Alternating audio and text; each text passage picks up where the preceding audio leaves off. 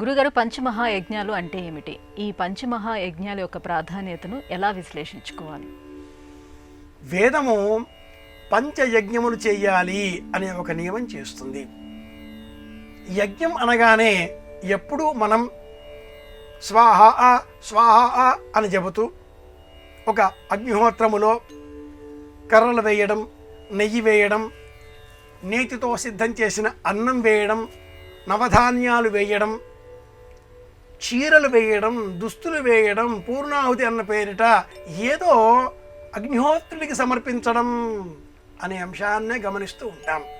కానీ వేద ప్రమాణాన్ని గమనించినట్లయితే పంచవా ఏతే మహాయజ్ఞా సతతి ప్రతాయంతే సతతి సంతిష్టంతే దేవయజ్ఞ, పితృయజ్ఞో, భూతయజ్ఞో, మనుష్యయజ్ఞో, బ్రహ్మయజ్ఞ అనేవి 5 యజ్ఞములు. స్వాధ్యాయం చేయడం ఇది బ్రహ్మయజ్ఞం అవుతుంది. చదువుకోవడం, చదువును ఇతరులకు అందించడం, నిరంతరం జ్ఞానాన్వేషణతో కాలం గడపడం, జ్ఞాన పిపాసిగా కాలం గడపడం ఇది బ్రహ్మయజ్ఞం అవుతుంది. 4 వేదములు, వేదాంగములు, ఇతర శాస్త్రములు, 14 విద్యలను స్మరించడం బ్రహ్మయజ్ఞం. విద్యుత సివిద్యమే అని ఆరంభం అవుతుంది. అలాగే సామాన్యంగా ఆలోచించే విధానంలో ఎదుటివారికి ఆహారాన్ని అందించడం, సమస్త భూతజాలానికి ఆహారం అందించే విధంగా ప్రవర్తించడం భూతయజ్ఞం అవుతుంది. దేవతలను ఆరాధించడం దేవయజ్ఞం, సత్సంతానం పొందడం మనుష్యయజ్ఞం.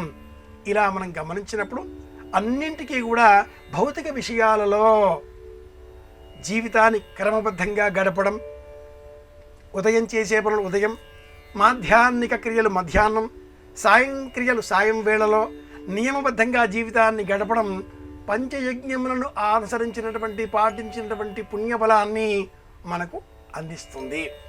జీవితాన్ని క్రమబద్ధం చేసుకోవడమే ఈ పంచయజ్ఞములను పాటించడంలో ఉండేటటువంటి అంతరార్థం.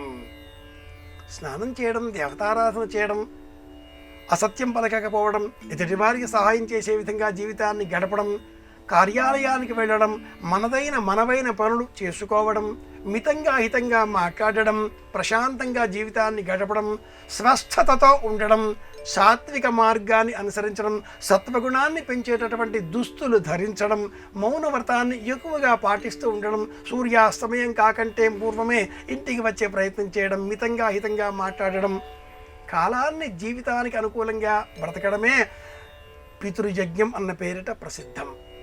పితృదేవతల అనుగ్రహం ఉంటే సత్సంతానంతో పాటుగా ఆరోగ్యం కూడా మనకు చేకూరుతుంది. దేవ, పితృ, మనుష్య, భూత, బ్రహ్మ అన్న పేరిట పంచయజ్ఞములను వేదం ఇలా మనకు సూచిస్తుంది.